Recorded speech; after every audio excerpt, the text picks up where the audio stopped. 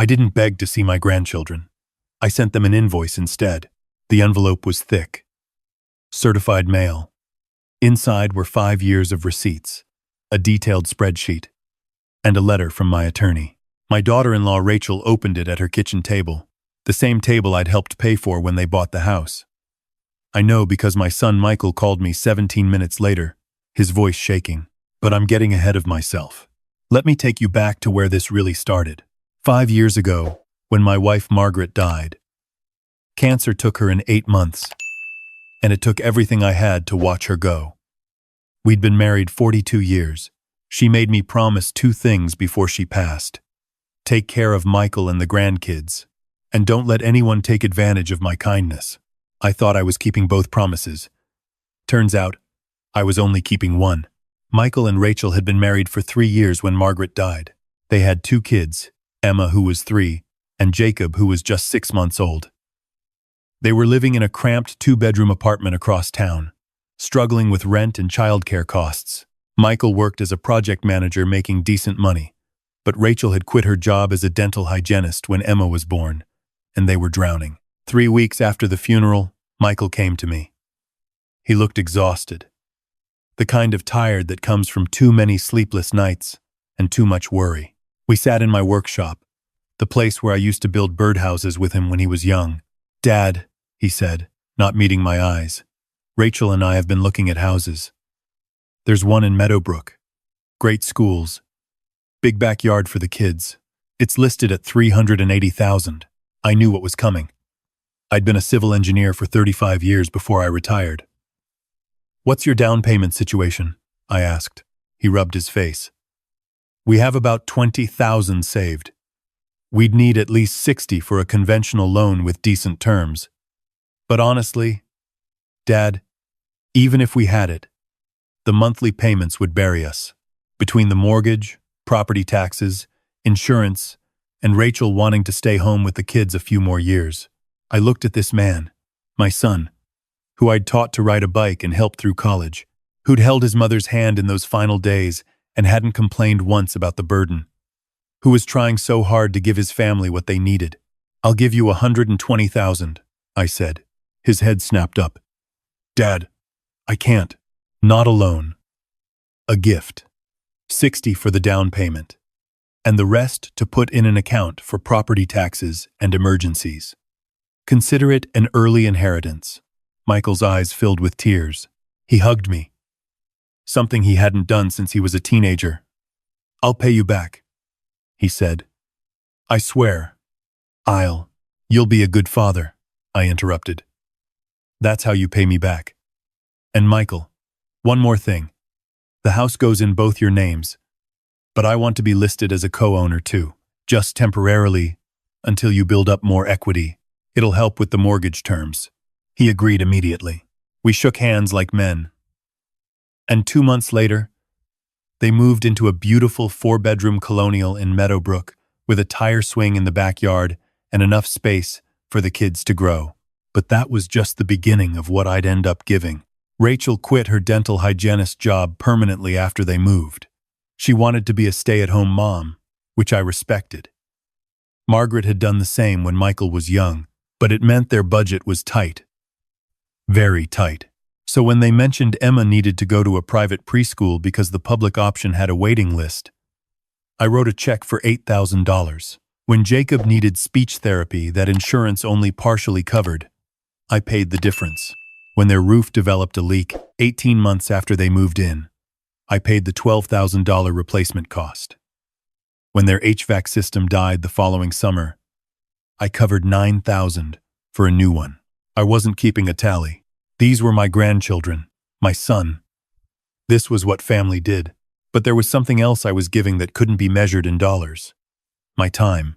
Starting when Emma was 4 and Jacob was 2, I began babysitting every Monday and Wednesday. Then, Rachel's book club started meeting on Friday mornings.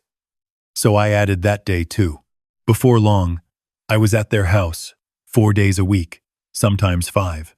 I'd arrive at 7:30 in the morning, make the kids breakfast, usually pancakes or eggs. Michael would already be gone for work. Rachel would come downstairs in her yoga clothes, thank me quickly, and head out for her Pilates class, or coffee with friends, or shopping. She'd return around 3 or 4 in the afternoon. I'd pack lunches. I'd take Emma to dance class on Wednesdays. I'd sit through Jacob's occupational therapy sessions on Mondays. I'd play dinosaurs, and dolls, and pirates. I'd referee arguments, and clean up spilled juice, and read the same books 50 times. I'd take them to the park, the library, the aquarium. I loved every minute of it. My buddy from my engineering days, Tom, used to joke that I was working harder in retirement than I ever did on the job. He'd invite me to golf on Wednesdays, and I'd have to decline because I had Emma's dance class. He'd suggest a fishing trip, and I'd check with Rachel first to make sure she didn't need me. "Bob," Tom said to me one day at the hardware store, "you know professional nannies get paid, right? Like $30 an hour in this area?" I'd laughed it off. "They're my grandkids, Tom. This is what grandparents do." But his words stuck with me. $30 an hour, 4 days a week, 8 hours a day, 50 weeks a year, accounting for vacations and holidays. That would be $48,000 annually.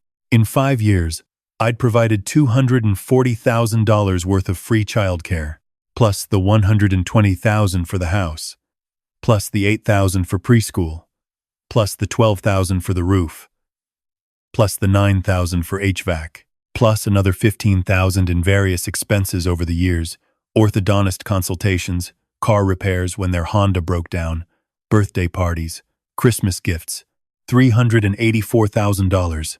But I wasn't counting. I swear I wasn't. Not until Rachel made me count. It happened on a Wednesday in October. I'd just gotten to their house at 7:30 like always.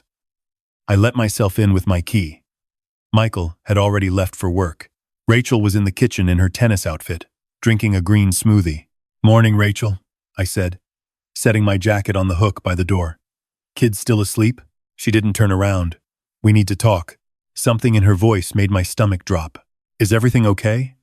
Is Michael?" "Michael's fine. Everyone's fine."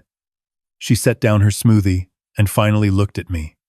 Her expression was cold, evaluating, like I was a problem she needed to solve. "Bob, I've been thinking about our arrangement, and I think we need to make some changes."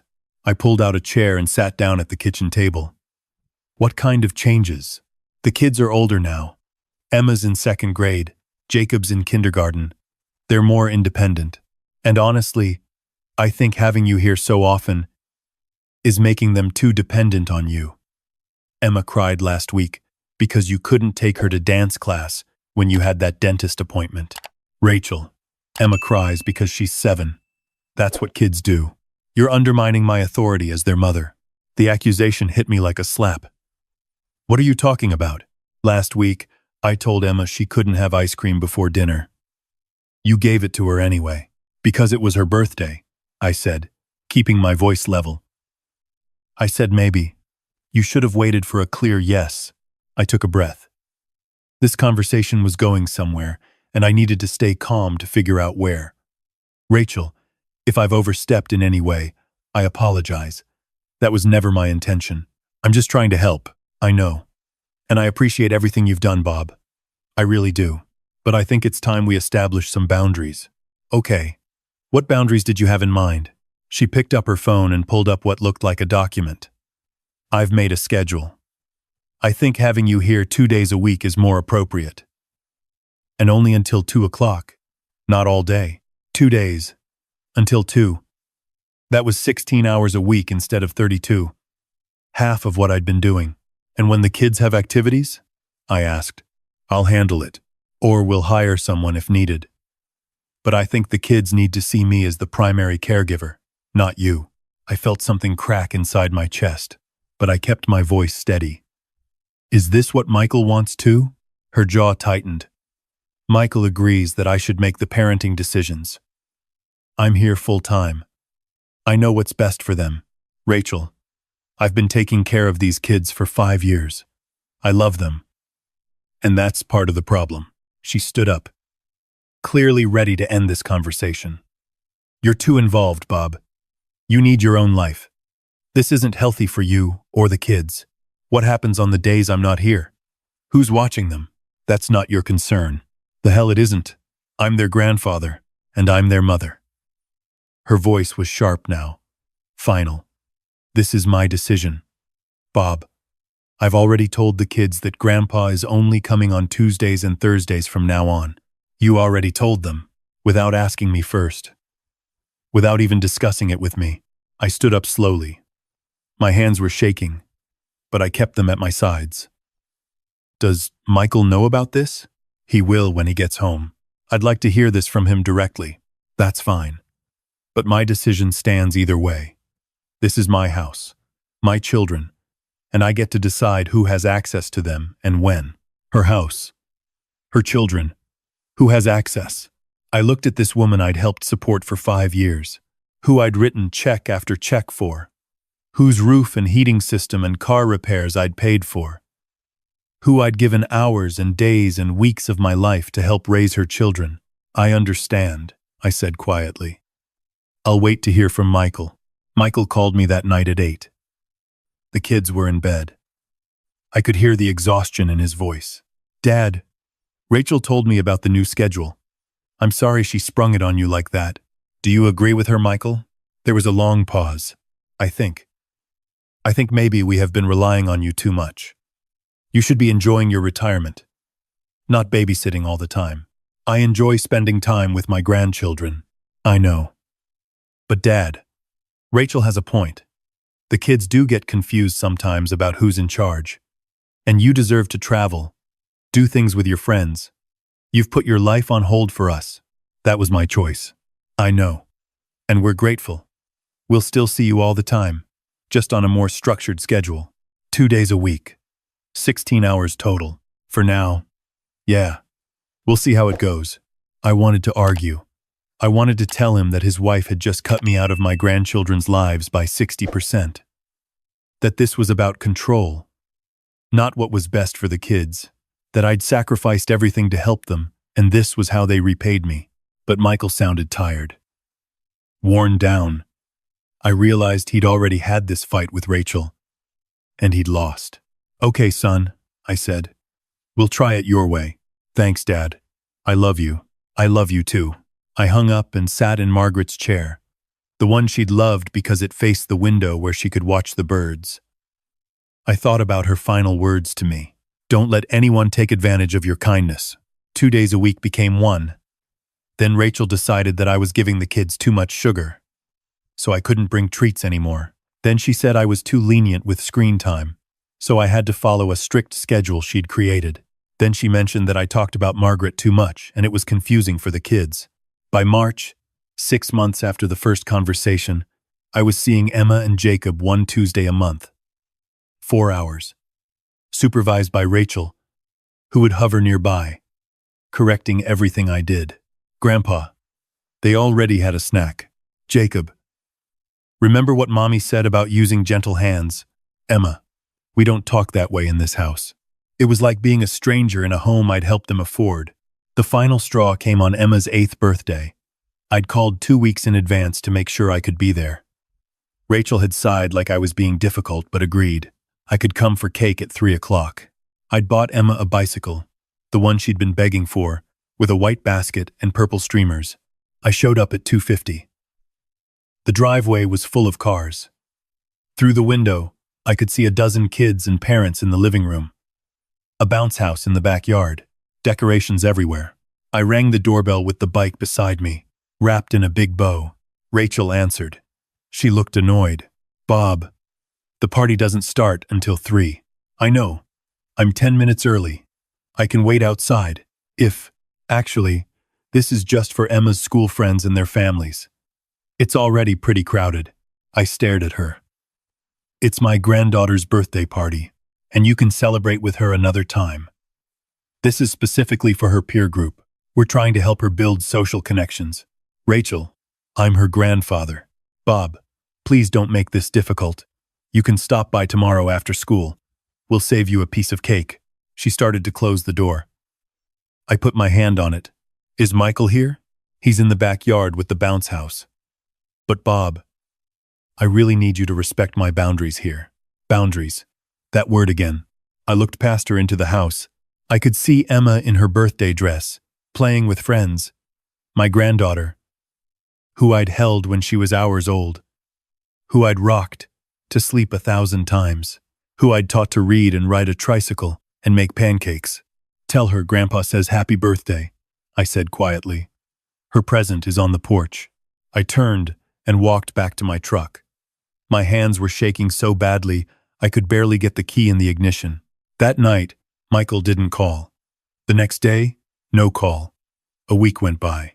Finally, I called him. Hey, Dad, he said. He sounded guilty. Sorry, it's been crazy at work. Did Emma like the bike? What? Oh, yeah. Yeah, she loved it. Thanks for that. I tried to give it to her at the party. Silence. Michael, your wife wouldn't let me in the house for my own granddaughter's birthday party. Dad, it's complicated. There were a lot of kids there. Space was tight. Don't. My voice came out harder than I intended. Don't make excuses for her. This isn't about space. This is about your wife systematically cutting me out of those kids' lives, and you're letting her do it. That's not fair, isn't it? When's the last time I saw them for more than an hour? When's the last time I was invited to anything? A school play? A soccer game? When's the last time you called me just to talk instead of waiting for me to call you? You're being dramatic. Am I? Tell me, Michael, if I died tomorrow, would your kids even miss me? Or have they already forgotten that I used to be part of their lives? Dad, I need you to think about something. Think about everything I've given you, not just the money, though God knows that was substantial. Think about the time, the years. Think about what your mother made me promise before she died, and then ask yourself if this is what she would have wanted, if this is how she raised you to treat family. I hung up before he could respond. That's when I went to see my attorney. Martin Chen had been handling my legal affairs for 20 years. He'd done Margaret's will, helped me with the estate planning, handled the paperwork when I'd co-signed on Michael's house. Bob, he said when I walked into his office, you look terrible. What's going on? I told him everything. The money, the time, the gradual exclusion, the birthday party. When I finished, he leaned back in his chair and whistled. That's brutal. I'm sorry. I want to know my options. Options for what? I'm listed as a co-owner on their house. I paid for extensive improvements. I've provided years of free childcare. Can I get any of that back? Martin pulled out a legal pad and started making notes. Tell me exactly how the house ownership is structured, I explained. I'd given them $120,000 as a gift for the down payment and expenses, but I was listed on the deed as a part owner with a 20% stake. It had been strategic, helping them get better mortgage terms, but it also meant I technically owned part of the house. Okay, Martin said, that's leverageable. You could force a sale of the property to liquidate your share. They'd have to buy you out or sell. What would that look like? Well, the house is probably worth around $500,000 now, maybe more depending on the market. Your 20% stake would be worth $100,000. But there's another angle here. He tapped his pen on the pad. You paid for that roof, right? And the HVAC? Those are substantial improvements to the property. In some cases, you could argue those weren't gifts but loans, or at minimum, contributions that increase the property value beyond your ownership percentage. What about the childcare? Martin grimaced. That's trickier. Generally, family childcare is considered a gift, not a service contract. But, he leaned forward, if you can document it, if you can show a pattern of promised compensation or an implied agreement, there might be an argument for unjust enrichment. It's a long shot, but it's not nothing. I have calendars, I said. I marked every day I babysat. I have emails from Rachel asking me to watch the kids, sometimes very specifically, about times and dates. I have text messages thanking me for saving them thousands on daycare. Martin's eyebrows rose. That last part is useful, very useful. If they acknowledged the monetary value of your service and benefited from it, and now they've cut off your access to the grandkids without cause, We might be able to argue that they accepted your services under false pretenses. How much are we talking about? He did some quick calculations. $30 an hour is standard for professional childcare in this area. You said you averaged 32 hours a week for 5 years, minus some holidays and vacations. That's about $240,000 in childcare services. I felt my breath catch. $250,000, give or take. Look, Bob, I have to ask. Is this really what you want? Going after them legally, trying to get money back, it's going to destroy your relationship. What relationship? I asked. They've already cut me out. I'm seeing my grandkids 4 hours a month, and even that feels like a burden to them. My son won't stand up to his wife. They've taken everything from me and given nothing back except excuses and boundaries. This will get ugly. It's already ugly. At least this way, they'll understand there are consequences. Martin nodded slowly. Okay. Give me a week to put together a demand letter. In the meantime, document everything. Every interaction. Every text. Every email. If this goes to court, we'll need it. It took Martin 10 days. The letter was comprehensive. It outlined my 20% ownership stake in the house and demanded either a buyout at current market value or a forced sale. It listed the $41,000 in home improvements I'd paid for, requested as reimbursement with interest, and it presented an invoice for $240,000 in childcare services rendered over 5 years, with a detailed breakdown of hours and rates. Total amount demanded $381,000. This will crater their finances, Martin warned me before we sent it. If they can't pay, which they almost certainly can't, you'll have to force the sale of the house. They'll have to move. It'll devastate Michael. He devastated me first, I said. Send it. The letter went out on a Monday via certified mail. Michael called me on Wednesday, screaming, "What the hell is this, Dad? Are you serious right now?" Completely serious. You're suing us for $300,000? For babysitting? Are you out of your mind? I'm not suing you yet. That letter is a demand for payment. If you pay within 30 days, there's no lawsuit. We don't have $300,000. You know that. Then I'll accept the house. Silence. Dead silence. You'll accept. His voice dropped to a whisper. You want to take our house? Where your grandchildren live? I want what I'm owed, Michael. You and Rachel made it very clear that I'm not family anymore. That my time and money and love meant nothing.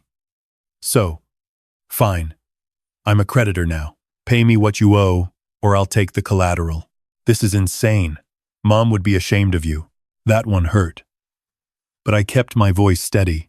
Your mother made me promise not to let people take advantage of my kindness. I'm keeping that promise now. We never asked you for any of that money. Yes, you did. Every time you accepted it. Every time Rachel thanked me for saving you thousands on daycare. Every time you let me pay for things you couldn't afford. You asked, and you took. And now, you're going to pay it back. Grandparents don't charge for babysitting. That's not how family works. You're right, family doesn't charge. But family also doesn't ban grandparents from birthday parties. Family doesn't cut off access to grandchildren for no reason. Family doesn't take and take and take, and then throw people away when they're no longer convenient. You stopped treating me like family, Michael. So I stopped being family. He was crying now. I could hear it in his voice. Please, please, Dad, don't do this. We'll fix it. I'll talk to Rachel. You can see the kids more. Please, you had months to fix it. You chose not to. I'll pay you back. I swear. Just give us time. I'll get a second job. 30 days, Michael.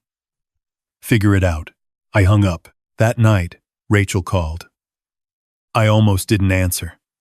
But curiosity won. You son of a bitch, she hissed. No preamble, no politeness. You're trying to make us homeless because I set some boundaries? You cut me out of my grandchildren's lives, Rachel. Actions have consequences. We have nowhere to go. We have 2 kids in school. Do you understand what you're doing to them? Do you understand what you did to me? I lost my wife. Those children were all I had left. And you took them from me because I gave Emma ice cream on her birthday. This isn't about ice cream. This is about you being controlling and overbearing and writing checks and paying for your lifestyle and providing free childcare so you could maintain your social calendar. I was useful then, wasn't I? When my money and time benefited you, I was welcome. But the second, I wasn't useful anymore. You threw me away. That's not what happened. Then what did happen, Rachel? Explain to me why I wasn't allowed at my granddaughter's birthday party. Explain why you reduced my time with the kids from 30 hours a week to 4 hours a month. Explain why every interaction with them required your supervision and approval like I was some kind of threat. She didn't have an answer. Or she did, but she wouldn't say it. You have 30 days, I said. I suggest you start packing. They tried everything in those 30 days. Michael called me every day, begging. He offered to pay me back in installments, $1,000 a month for the rest of his life. I told him no. Rachel sent me emails listing all the reasons I was destroying my relationship with my grandchildren. I didn't respond. They went to my church and told the pastor I was being unreasonable. The pastor called me, and I explained the full situation. He stopped calling after that.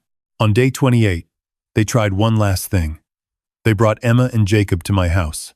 I opened the door to find all 4 of them on my porch. The kids looked confused. Emma was holding a homemade card. Grandpa! Emma ran forward and hugged my legs. We miss you. My heart cracked. I knelt down and hugged her back, then pulled Jacob into the embrace too. I miss you too, sweetheart. Both of you.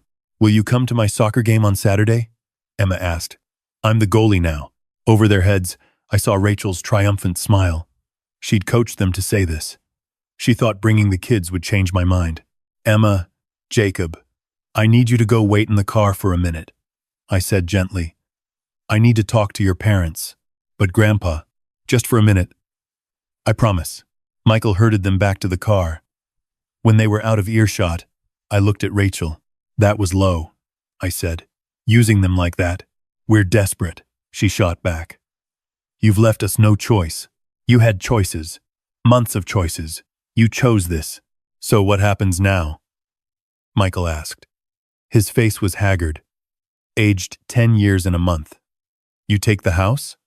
We're homeless? Is that what you want? I want you to understand what you took from me. I want you to feel a fraction of what I felt when you cut me out of those kids' lives. I want you to learn that actions have consequences. We learned. Michael's voice broke. Okay? We learned. You were right. Rachel was wrong. I was wrong for not standing up to her. Can we please just move past this? I looked at my son. Really looked at him. I saw the boy I'd raised, yes. But I also saw a man who'd let his wife discard me like trash, who'd chosen the easy path over the right one, who'd only come back when he needed something. How do I know this is real? I asked quietly. How do I know you won't let Rachel do this again the moment I back off? You don't, Rachel said. Her voice was different now. Defeated. You don't know that. But Bob, I'm sorry. I really am. I was wrong. I was controlling, and I took you for granted, and I turned Michael against you.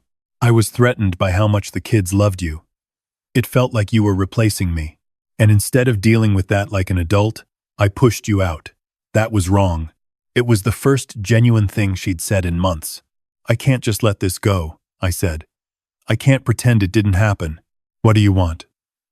Michael asked. Tell us what you want, Dad. How do we fix this? I thought for a long moment. What did I want? Family counseling, I said finally. All of us. Weekly for at least 6 months. A formal schedule for time with the grandkids, in writing, that Rachel cannot unilaterally change.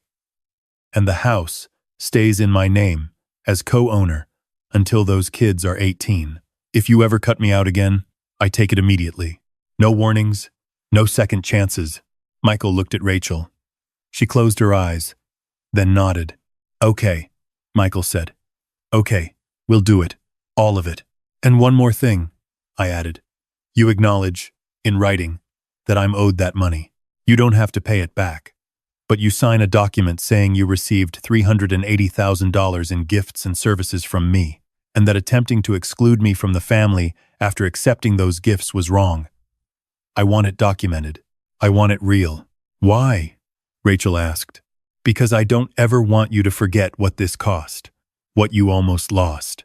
If having it in writing, signed by both of you, means you think twice before pulling something like this again, then it's worth it. They signed the document the next day. We started counseling the following week. It was brutal at first. Rachel cried a lot. Michael got defensive. I learned that I hadn't been perfect either, that I had overstepped boundaries sometimes, that my grief had made me cling too tightly to the grandkids. But slowly, things got better. I started seeing Emma and Jacob twice a week again. Rachel and I learned to communicate without her feeling threatened and without me feeling used. It's been 2 years now. The kids are older. Emma's 10. Jacob's 8. We have dinner together every Sunday. I'm teaching Jacob woodworking in my shop. Emma and I are reading Lord of the Rings together, chapter by chapter.